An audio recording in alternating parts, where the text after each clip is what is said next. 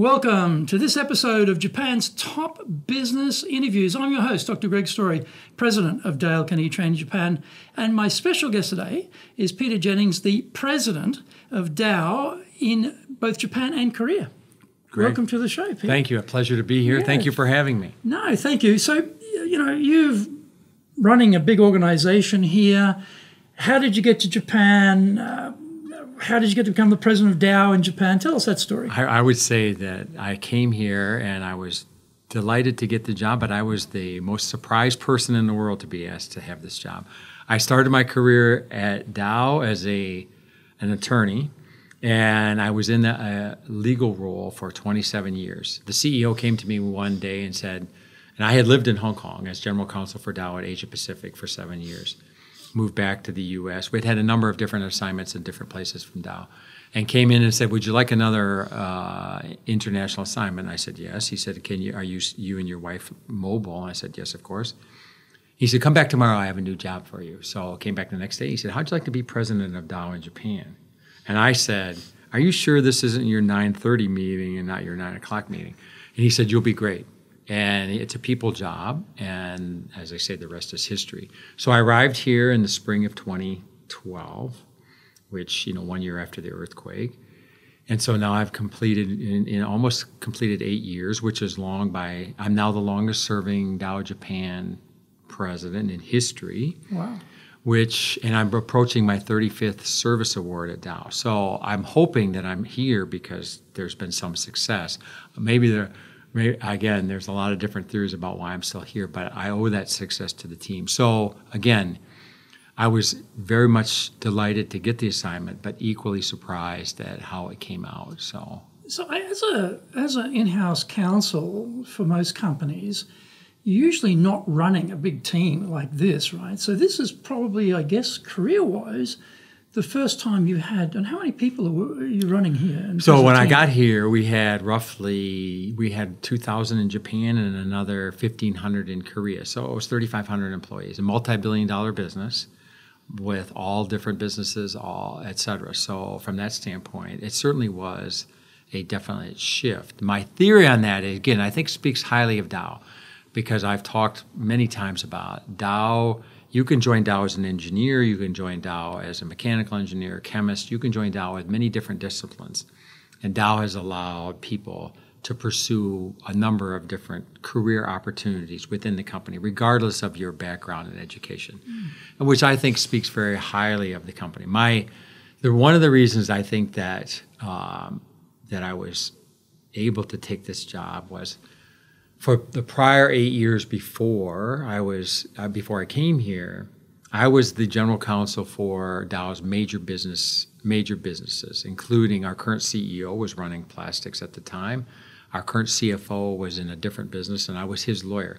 I think maybe they figured if this guy, even through osmosis, he had to learn enough about business.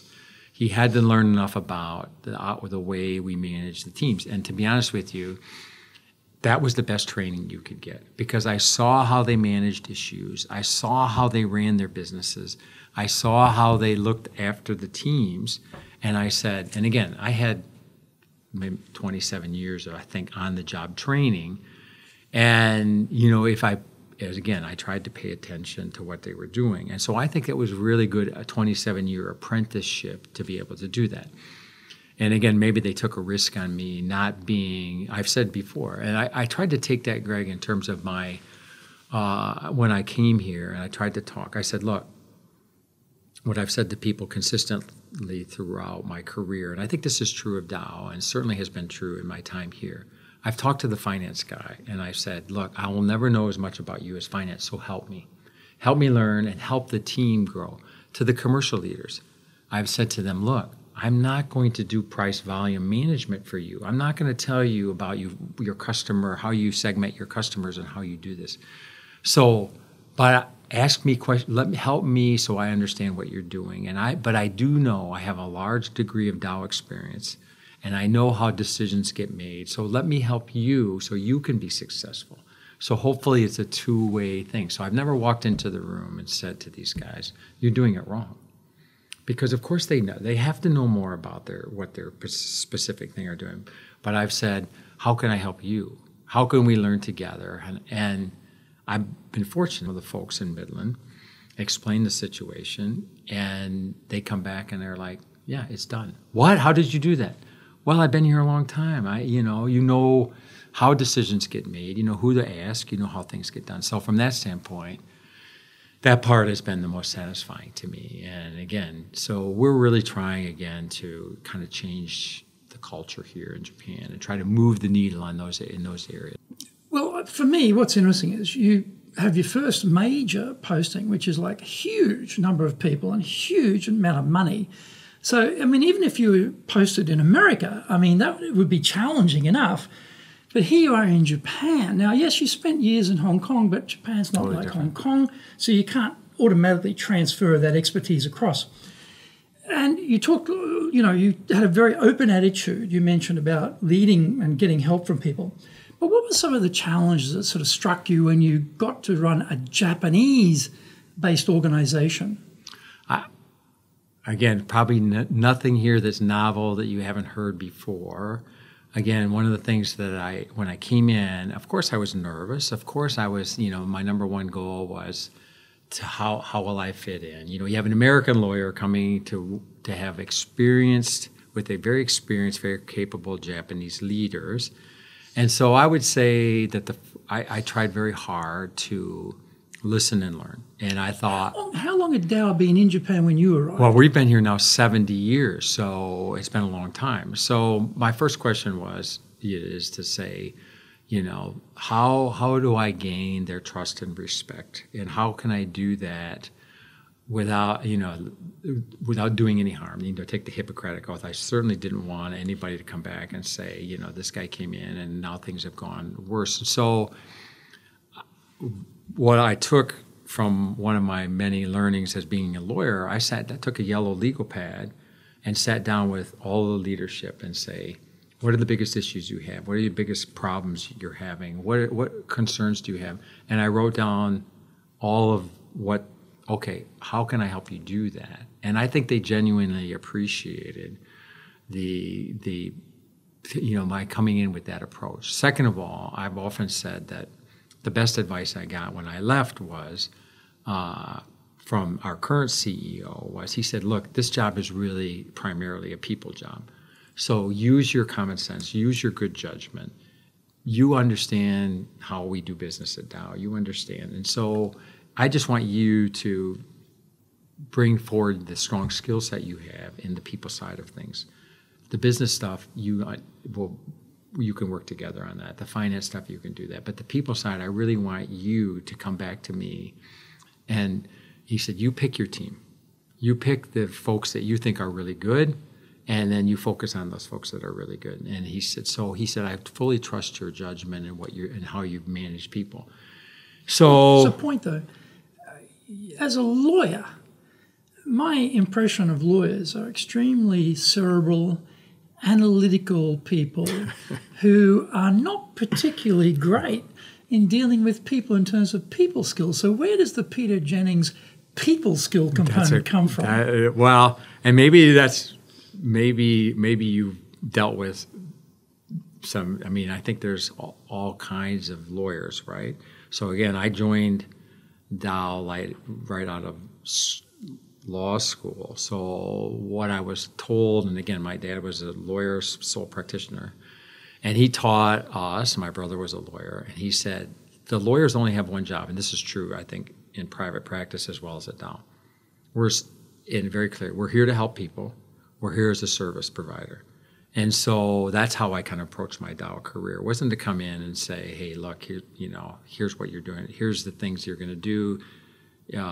Give them advice. It was always a team-oriented approach to problem solving. So I worked in a number of different teams on a number of very complex issues down to simple issues.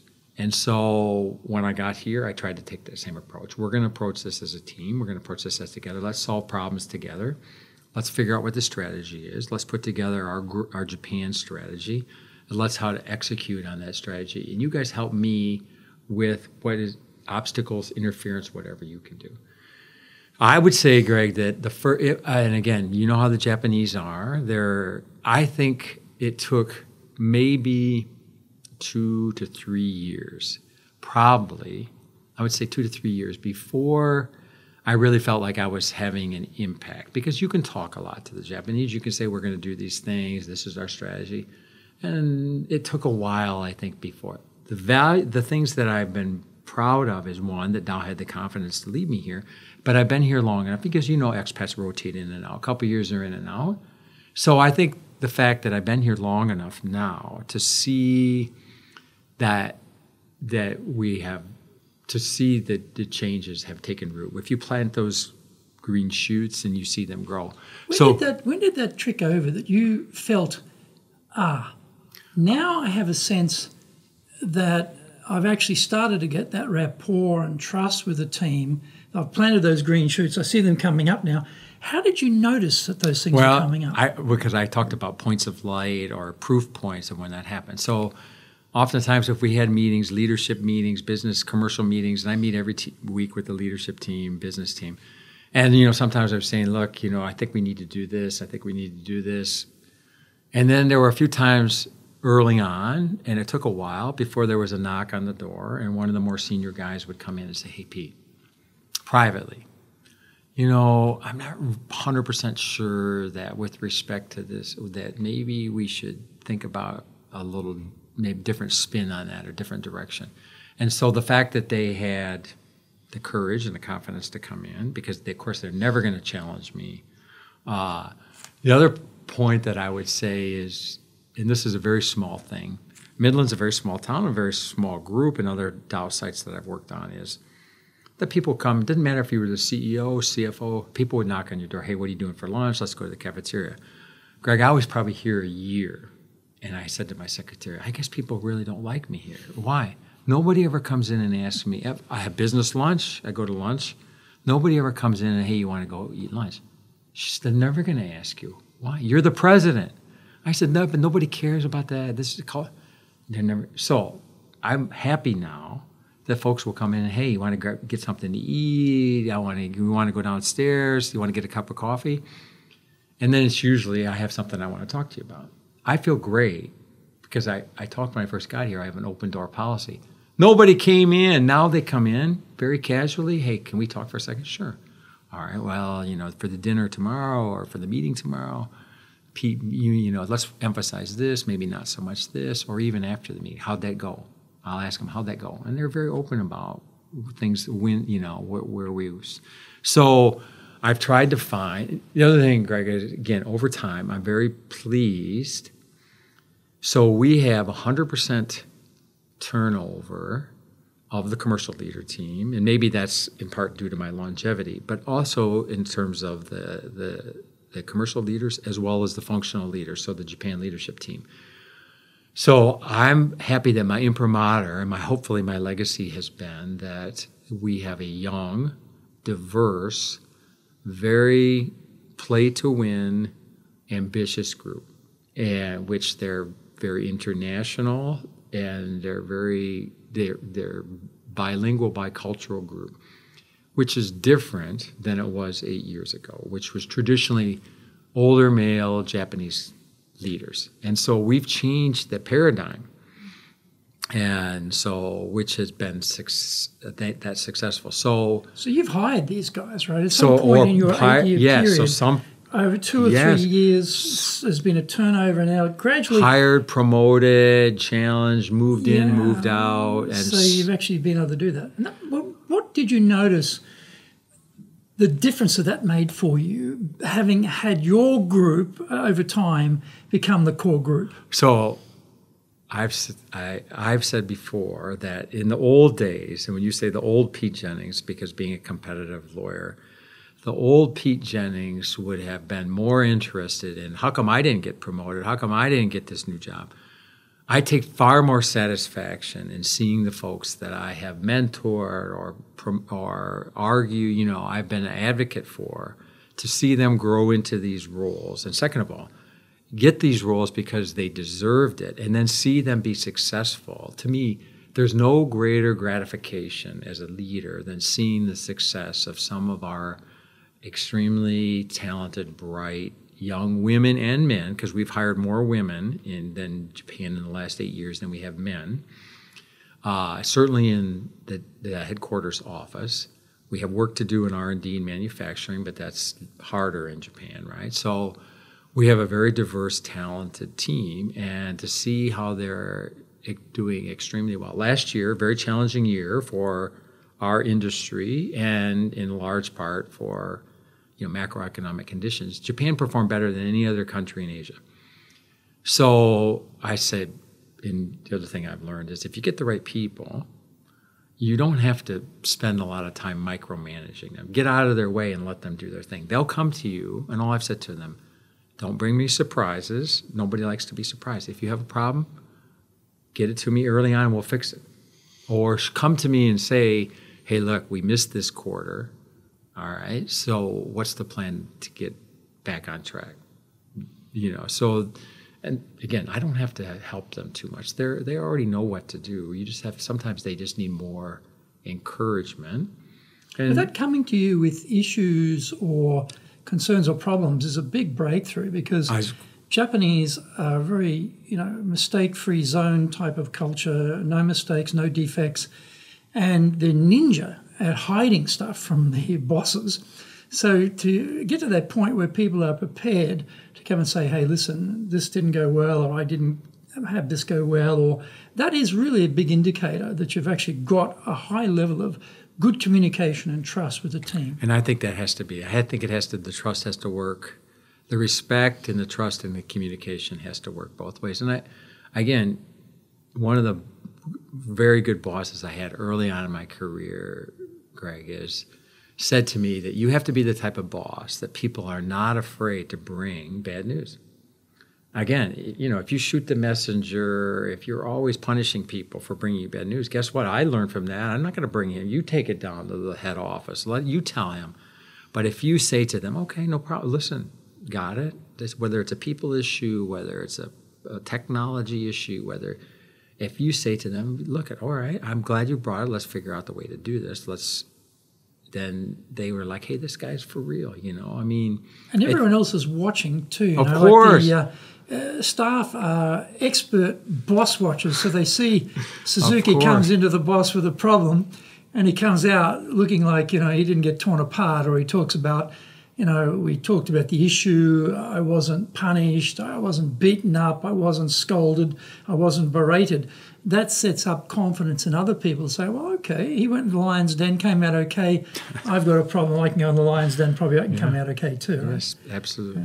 What's the biggest mistake you would say? I say make a mistake every day. With people. I'm thinking about people mistakes. I mean, we can make mistakes of projections and judgment about decisions in business, but as a leader, people mistakes are often the hardest to fix, and they can have different ramifications. But thinking back in the last 8 years, what saw you think back, thinking, I really wish I hadn't done that? If you're not making mistakes, then you're not, right? You have to be, what's the right word? Risk averse from a business standpoint. You asked me the hardest question about what mistakes have you made about people, and I would say that, the biggest mistakes I've had when I've said this about people was we have sometimes as president, we have a hard time because we're too high we see things at 30,000 feet. So, and Japanese are very team-oriented. Sometimes I have maybe over-rewarded the team leader, or, the U.S. way to do things is the team leader gets the success. When you find out later, maybe that the people behind the team were the ones that were doing all the work, and maybe they should have gotten more credit. The other part is, again, how did you find that out? Because, again, no one's going to come and tell you, the president, hey, by the way, you gave that division leader all the glory, but the rest of the team got nothing, and they are really unhappy about it. How do you find those things out? Because, again, you have to just, as I said, be a better listener and pay more attention, get out of this office and spend more time walking around. The other part I would say is that when I say the biggest mistakes about people, and has been that we have lost a couple of our top female people in the last few years. I'm not sure there's been anything because we lost them to the top American companies, both of which have over $1 trillion so I'm not $1 trillion market cap now. But the point is, what I said to myself was there something that we could have seen earlier? Because I hate to lose the top talent, right? I hate to lose. These are both very bright Japanese females. Should we have been more engaged to see them? And I brought them into my office afterwards and said, "What did I miss? What would it? No. This is just a great opportunity." So, but I look back on it and I said, should we have been more engaged in the was there something that we missed? And you just never know. And so I regret that we didn't notice it earlier. Maybe it wouldn't have made any difference, right? Well, that whole retain thing across the board in Japan now is going to become critical because we've got less and less people in the youth population to hire. The ones who are going overseas, it peaked at around about 84,000 going overseas before the Lehman shock, and now it's sort of dropped down about low 50s, crawled up to about low 60s. And they're going for much shorter periods of time. So their English capacity, their cultural exposure is much less than previously. And so we're all competing for a smaller pool of people that we want in our Goshigate type companies. So the retain part is also very critical. Now, at your level, at the presidential level, you get it, you understand. The trick, though, is you're not managing them. You've got a middle layer of Japanese team members who are the middle management, who are responsible for these people. And I remember I was reading something in the newspaper about power harassment is now a thing. Who'd ever even heard of power harassment till about 5 years ago? And this guy was talking about the sensitivity of power harassment. He was saying, geez, when I joined my company, my boss threw an ashtray at me. What are you talking about? A few words of power harassment, right? So the whole scope of sensitivity to that has changed. But my point is that often those middle-level managers were brought up on a very tough regime, having ashtrays thrown at them, for example, let alone saying a particular word that upset somebody.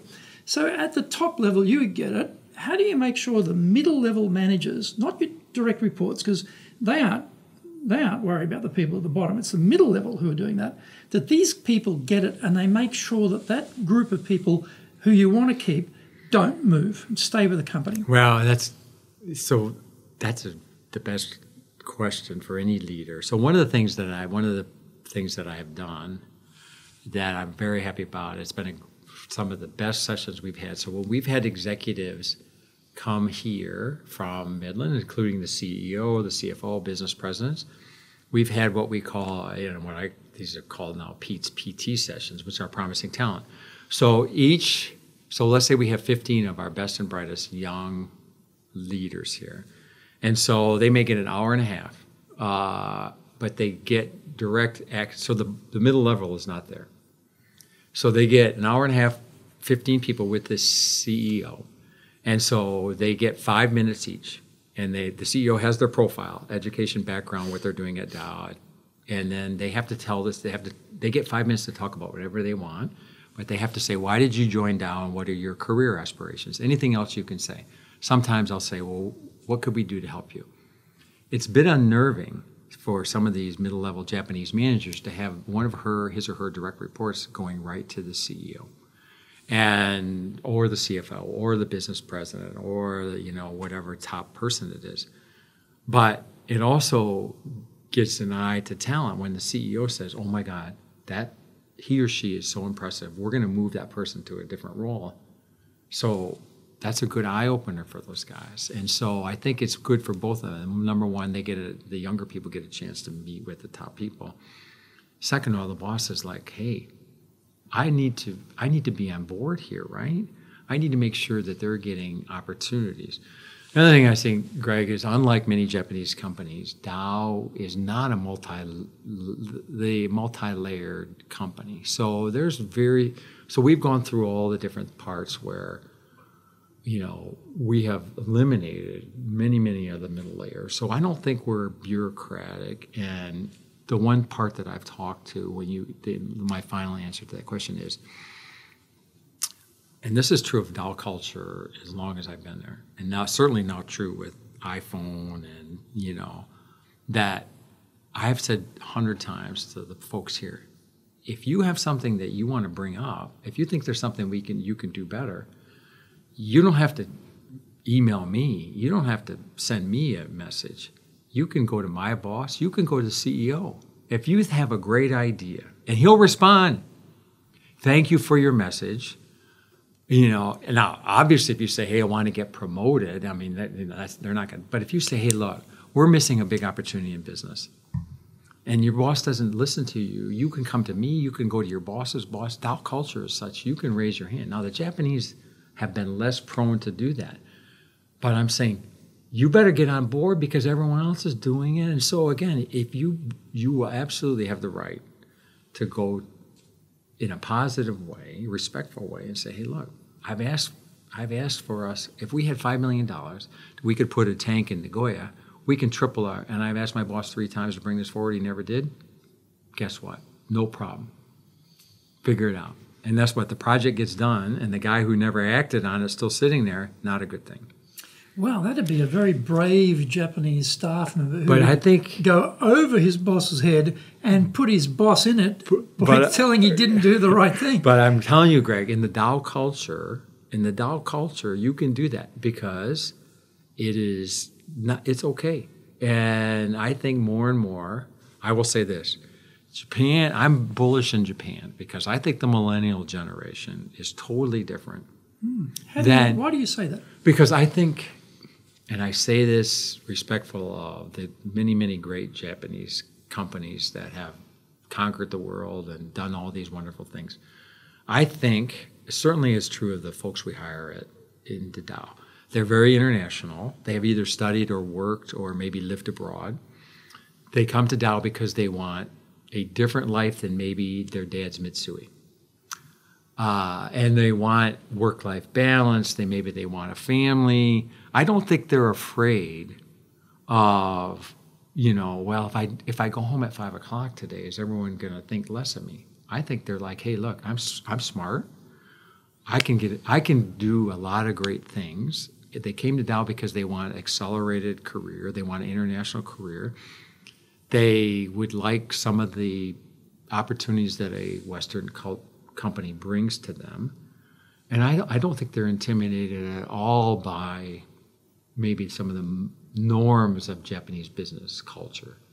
They don't feel like they have to go out and pander to the boss and go drinking. They're like, I will stand on my own merits.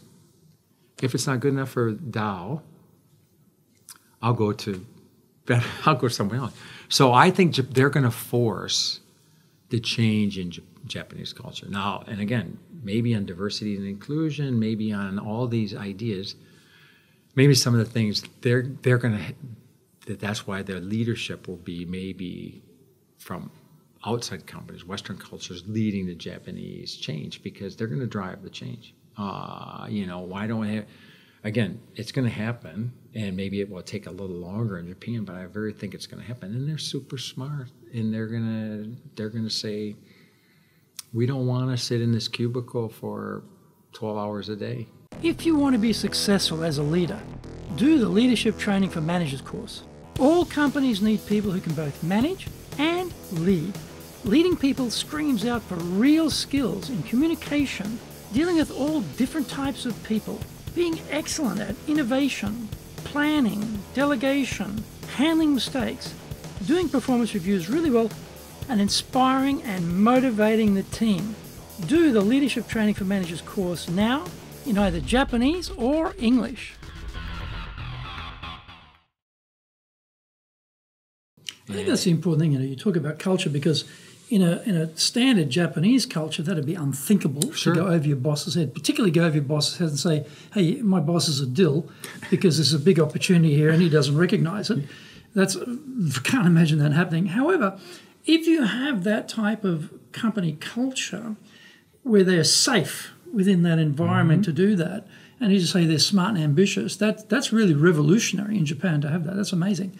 Just thinking about engagement, because one of the things that I found when I was in global companies, we do these engagement scores. Oh. They come back, you turn up at some hub, usually Hong Kong or Singapore or something, and they're putting up all the slide results and they're showing the world, engagement score on APAC, and that's lower. And then you look down APAC and there's Japan right at the bottom. Next thing, you're getting bombarded from headquarters, about what a crap job you're doing leading people in Japan because your scores are so low and you're going to have to do some things to fix that up. I'm just wondering, what's your experience been with this? I had the same experience, have had the same experience. So my favorite project, and I'm not saying this to pat myself on the back, my favorite project this year, which I'll tell you about. Every year, Dow has what we used to call GS survey, Global Employee Satisfaction, 100 questions, same thing. We always had the highest participation rate in Japan and the lowest scores. Stress level off the charts. Job satisfaction very low, et cetera. And every year, we would get about halfway through some of the things we were doing to address it. We renovated the office in part because people were saying the office is not conducive to collaboration, innovation, et cetera. So we did that. But we get about halfway through some of the projects, and then we do another survey, and it come back the same results.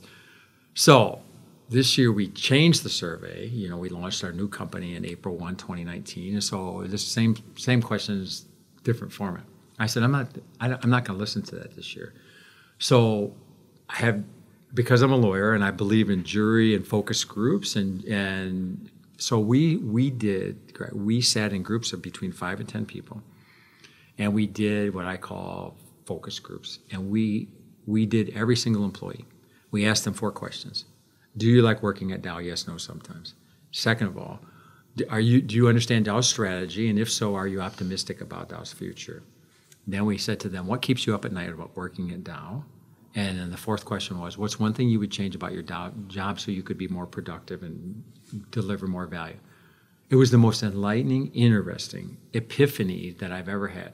Who did the survey, though? I mean, so then we put together. Are you in the room with them? So I was asking the questions. Wow, okay. And we had our public affairs person. It was a huge investment of time, but the benefit was great because we got, and I said, we could sit in here all day, but you got to answer these 4 questions. Of course, it was all anonymous, but we got to the root of, it's different than answering strongly, agree, anonymous. How could it be anonymous if they're sitting in the room with you? But I said to them, look, you guys don't have to worry, because all I want to do is you guys get honest answers. And I think, Greg, they trusted that we're trying to make things better. So no one's going to know that you said this, because we're going to put it all in a spreadsheet about 80% of the people answered this question. Anyway, we had the quietest, I would say, it didn't matter what your job was. The people who you may never think had the best ideas. They saw things from their perspective. For 25 years, probably nobody has ever asked them about what is it about your job, the customer service, office professionals, supply chain people. Probably no one had ever said to them, what's getting in the way of doing your job better? And we learned, the feedback that we got. So we put together in a presentation. We did a presentation. Here's the feedback. I got so many requests from that, not only here, but all over. Okay, this is actually important data. Now we have to go act on it. So there were some things in there that I know the folks in China didn't like it. I know that some folks in Midland, the global processes don't work in Japan. Our customers have to wait too long for our invoices and et cetera, et cetera. But it was original, it was authentic, and it was very clear. How many focus groups did you do? So we did, that's a good question. So we did 30. Wow, okay. So 120 odd people. Well, no more than that, because we had between 5 and 10. Oh, okay, in the groups, okay. Right. So, and then I told the guy in Korea, this was so important. Andrew, you got to do the same thing next year in your group. But the point is, Greg, we got the data now. Now we got to go deliver it. One thing I can tell you already, when the feedback came back is that, they have all the center of the universe for Asia-Pacific has become Shanghai for Dow. Like many companies, we've invested a lot in the last 10, 15 years. Dow has invested a lot in China. And it's a big market. but they still have a lot of the leadership and so one of the two things I'll give the leaders credit. Two things we've done already.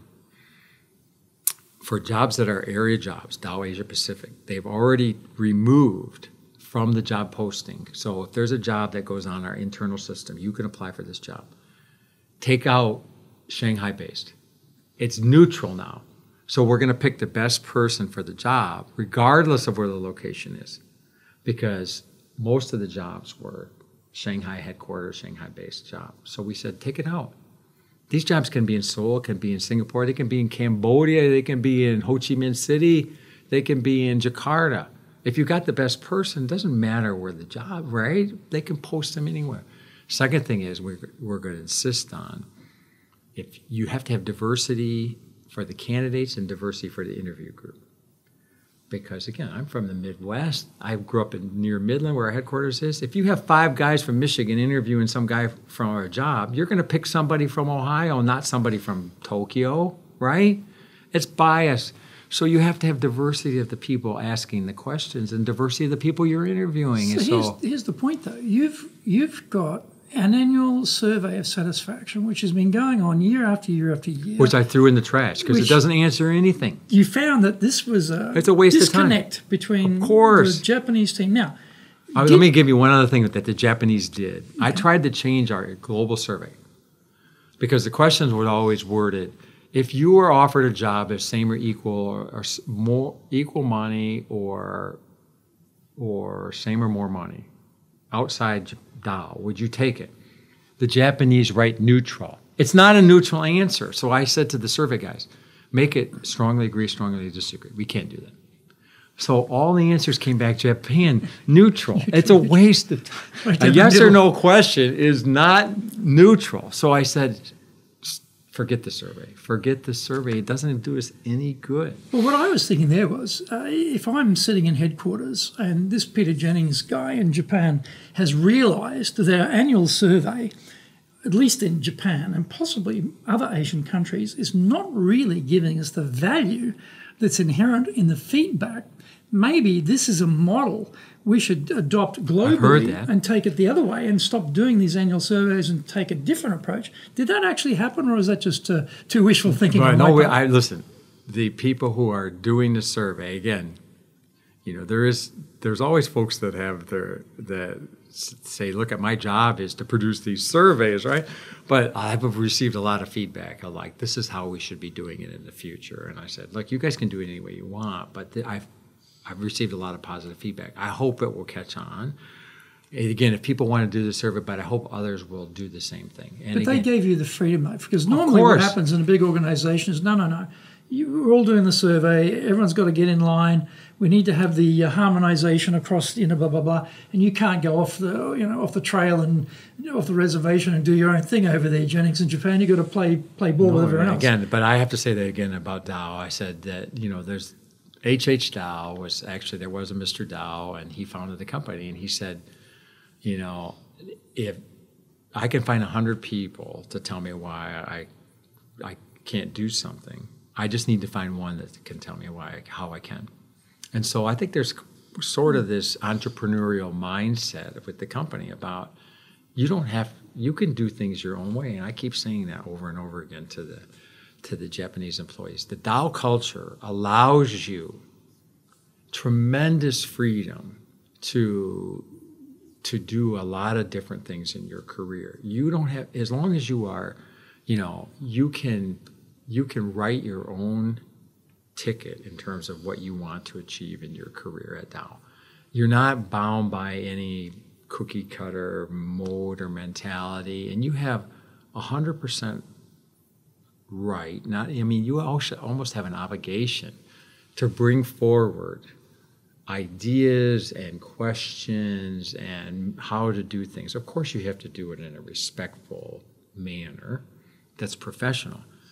But the idea that because the boss says you all have to march in this direction and do it like this, that's never been the Dow way. Never. Well, it sounds to me like you've been able to crack the code here on creating a distinct culture within the Japanese business culture that works. Have you seen a translation of that into greater innovation. I don't mean R&D innovation, because they're very, very technically specialized areas. I'm talking about innovation in the general organization. And you talked before about being able to go to the CEO of the whole company and say, hey, listen, we should put an extra tank in, Kuala Lumpur or something, because that's going to earn us, and having that freedom to do that. Have you, as a result, seen a greater capacity in Japan to put up ideas, step outside of your comfort zone, take a risk and put your hand up and say, hey, I've got an idea? Has that actually generated those types of innovation? Yes, but I certainly can't take credit for it. What I would say is, again, I do think people role model the right behaviors, and I think that is the commercial, regardless of whatever leadership team, my expectation of all the leaders was that they will role model those behaviors, and then their teams, of course, will do the same. So yes, I think we have a very clear. So we have a very number of great successes. So, and many people have done many great things, some of which, Greg, are inside and outside the company, where people have gone, whether it's in community service or whether it's in the science area, whether it's in the public affairs area, whether it's through volunteerism, whether it's through some of our nonprofit related activities that we do, where people have stepped up and they really demonstrated strong leadership capabilities. I can't take credit for that. I think it's primarily if you get the right people and you encourage them. I've said before that that what I've said to the folks in Japan 100% of the time, I think this is true of Dow, 100% here, is that you all have everything you need to be successful at Dow, because you have the education, you obviously have the interpersonal skills and the academic skills. Otherwise, you would never gotten hired. So we have a very difficult process to get through. So what is going to separate you and success in your career? It's really about, do you have passion about what you're doing? Do you have enthusiasm for the work environment? And do you treat people with respect? And do you do things the right way? Are you a continuous learner? In other words, are you asking questions? Are you coming home every day and saying, next day I could do this better? Yeah, maybe I didn't do as well this time. But the other thing I would say is you have to be a risk taker and be resilient. So that's good. You're grown up in American culture. You've been very successful inside the company, long-termer. Have you been able to translate that concept and ethos into people's daily behavior? Yes, because I would say we have a number of points of light. I would say points of light. Points of light. Points of light, okay. Where I would say these are proof points. So we have and again, I would say Japanese by nature, culturally difficult, right? Where folks have the first reaction was, I said, look, you should apply for this job because you'd be great at it. I could never get that job. Guess what? So we just had a recent, one of our top young Japanese females, first thing she said was, she came to see me and said, I want to go to school here at night because I want to get an MBA. Why do you want to get an MBA? Well, because I want to learn better English and I want to have more international exposure. I said, that'd be great, but that'd be great, if you want to do that, it's going to be hard work. So she completed the MBA. So then she came to see me and said, well, I guess what, I'm going to get married. And she got married, and I said, it's great. And then she said, I'm really nervous about starting a family. Start a family. You don't have to ask me permission to start your family. Long story short, she's doing great. Now she just got a huge job.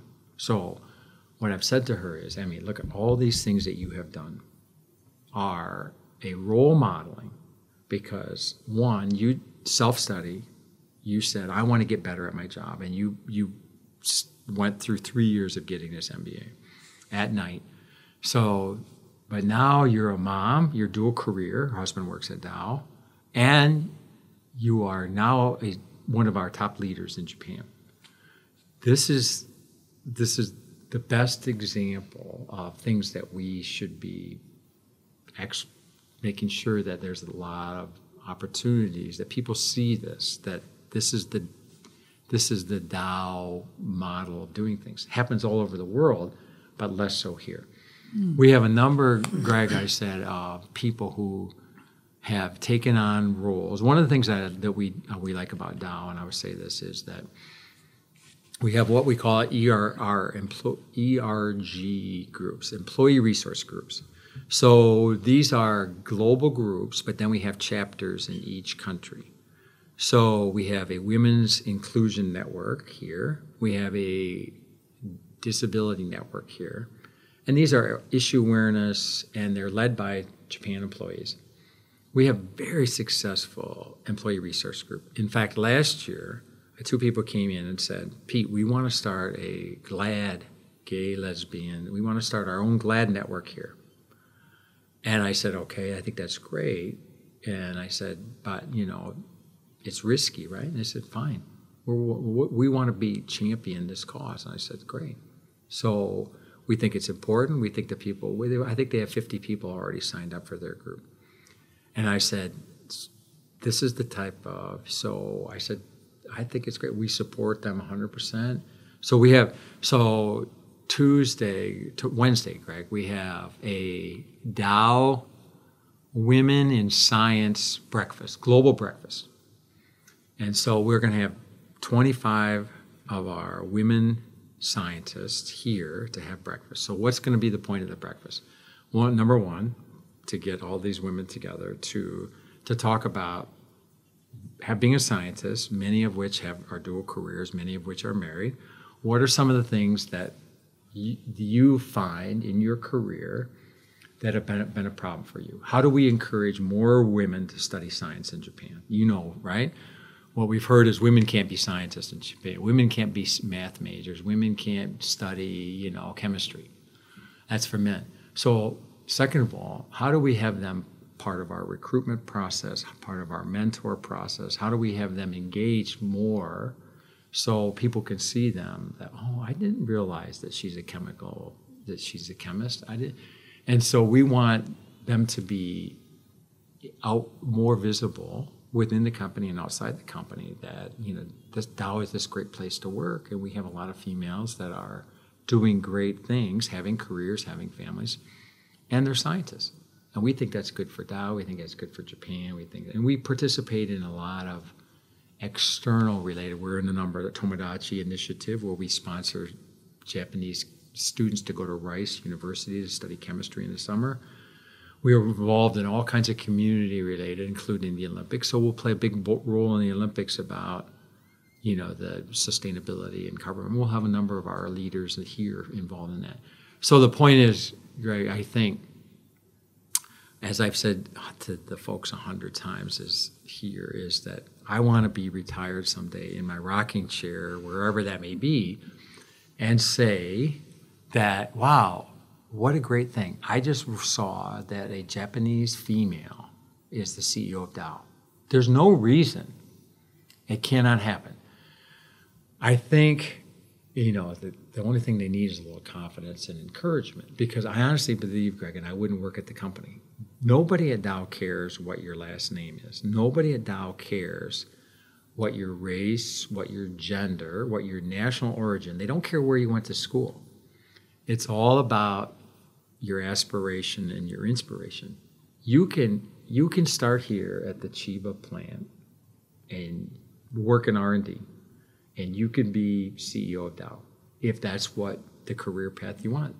It's all about what you want to achieve. Our CEO, I believe that. And so, there are going to be a lot of people that are circumspect that say that can never happen. Yes, it can. Are you doing business with Japan? Do you really know how things work? Japan Business Mastery provides the answers. Do you have the right networks and know how to create them? Do you know how to get on the same wavelength with Japanese buyers? Do you know what being trustworthy looks like from the Japanese perspective? Japan Business Mastery is based on more than 30 years' experience in Japan and will become your go-to guide. Want to succeed in Japan? Buy Japan Business Mastery now. So this is all a big effort around communication to let people know that's possible. And I think you've given some examples where in real cases, people have been given big jobs. Yes. People have been recognised. People are innovating and bringing in certain things. And so people are sitting around watching that and going, oh, okay. So all this comes back to trust. And I think you've already talked quite a bit about the attempt to get trust with a team. What other things do you do to get trust with your team? I thought, what's that saying, Greg, about, trust cannot be, it has to be earned, right? So, I have said 100 times is that I will be transparent with you. I'll talk to you. It's pretty clear. I mean, I think honesty is very important, right? And I think I think the 99% of the Dow people that come here are really good people. Right? I mean, you may have a few bad apples once in a while. So all I've said to them 100% of the time is that I just gave this talk the other day, is that what I really want you to do is I want you to find your passion in Dow. Find what you really like to do and do that 100%. Second of all, I want you to be you. And I want you to don't change your DNA. Bring your ideas, bring your whatever you have that makes you unique. Bring those to work and make sure that you do that. Don't let somebody say, well, you have to do it this way. And in order to be successful at Dow, you have to do it a certain way. All I can say, Greg, in terms of trust is that I try to emulate the behaviors of the folks that I have worked for that I trusted and respected the most. I just sent a note he left Dow. I sent a note this weekend because I got a very nice note. He's now the chairman and CEO of Archer Daniels Midland, very large U.S. company. And we were exchanging emails about it. I appreciate now he left Dow in 2011 and now he's had this, significant company, much bigger than Dow. And I said, one of the things that I wanted to thank him about was his leadership. He was more inclusive when it was before inclusion became a buzzword, before inclusion became interesting. And I said, when I look back on it, why was he so inclusive? And again, when you think about it, his trust was. Everyone in the room, he took advice, he took input from everyone in the room on any big decision.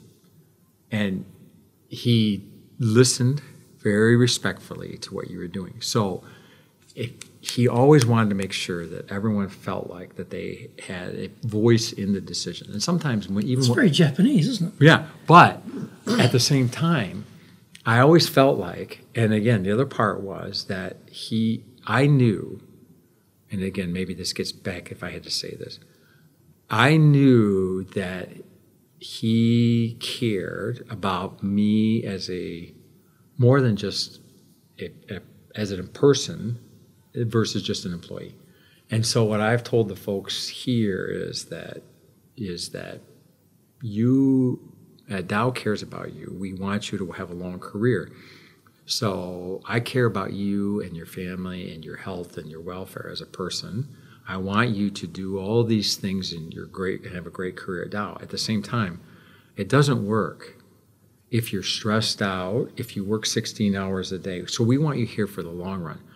So I've talked about this holistic approach, and I think people appreciate that because I think you have to back it up. If you've been working, 17 hours a day, take some time off. And I've talked about make sure that you spend time with your friends and family. Make sure that you have very clearly pursuits outside of the company. I don't care whether you play the violin, whether you like to run, whether whether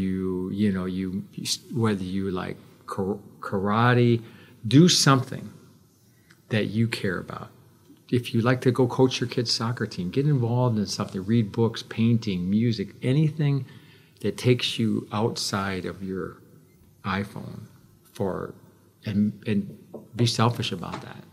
And then the other part is, I've said to them, is that continue to be a passionate learner. Whatever your area of endeavor is, go pursue that. And volunteer in the community. Dow loves the fact that our employees are engaged in. We do trash pickups. Our employees are involved in all different aspects of work and life in all the communities that we live in. So it's a very holistic approach. Yes. And so I've said to them, that's good for you because, all work and no play, there's no point in that, right? So spend time with your family, spend time with your friends. And I think if they realize that, right? I mean, if they think, you have to practice that too. He's genuine. Yes. This is real. It's believable. It's credible. Like I said, my dad used to tell me all the time, if you make decisions, not everyone is going to agree with every decision that you make. But if they respect why you made the decision, if the process was that they should respect you and why you made the decision that they made. And sometimes I think it just comes down to being transparency, communication, credibility. Well, there's some great, transparency, credibility, etc. If we were going to give some advice to, say, Peter Jennings' replacement, who's going to be suddenly told by the CEO, would you like to go to Japan, and doesn't know Japan, or anybody who's going to be sent to Japan as a leader, and you're going to give them 3 pieces of advice based on your 8 years of experience here and all the things you've seen. If you sort of distill it down, just 3 things you'd give them advice on, what would you tell that person? First thing I would tell them is that there was a lot of stereotypes about Japan that I was told. Don't believe any of them. If you treat Japanese people, as you said, if you treat them with integrity, trust, respect, like you would want to be treated like anywhere else in the world, you're going to be fine, right? If you treat people with professionalism and transparency and authenticity, you're going to be fine. Again, I've learned so much. I've said this before. The other thing I've said is that you have to always, I consider Greg, my wife always tells me, don't be an ugly American. You have to consider it I'm here as a guest. It's a privilege to live here. And so I think that you have to express that or act like that. So I try very hard to be very, very gracious to the folks who have made all this possible to me. That's the best career advice I ever had, which I've said before, is that there was a famous basketball coach at my alma mater that said the one thing you never delay is gratitude. And it's true. If you think about that, so I tell folks, go home and thank your parents for helping you get through school. Go home and thank your spouse for doing whatever you do. But thank the people who come here to work every day. They don't get the same benefits I have to get here. They don't have all the same. And so I try very hard to express my appreciation for the opportunity. And I think, again, I apologize, I don't speak Japanese, but I will tell them that I appreciate the fact that they have treated me so graciously here. And the last thing I say is the same thing I've said before, is that, I think you have to you always have to be, I've said, if you could take merge the best of Japanese culture, and you have to, the dedication, the work ethic, the education, and merge that with a little bit of the Westerns, what we think maybe we do better, which is entrepreneurism, risk-taking. So I have to sometimes step back and say, okay, but you can do it. Yes, you can do this job. Yes, you can do this project. You're going to be great at this. So when you come here, you have to be engaged to make sure that you are trying to instill some confidence in folks that maybe haven't had people encourage them, to achieve their potential, right? And all that's what I've said before is that if we just allow them equal opportunity to achieve their potential, then Japan will be a powerhouse, there's no question. Sounds like Dow is a really great place to work from what you told me. I hope that the folks here feel the same way, too. No, it sounds fantastic. Yeah, it's been. Thank you, Peter, for time for the interview. I know you're a very busy president. No. I really appreciate what you've said. I hope you got a couple of good sound bites. We got lots of good stuff there. Let me just thank again everyone for watching this episode of Japan's Top Business Interviews. We really appreciate you watching the show and look forward to watching our next show.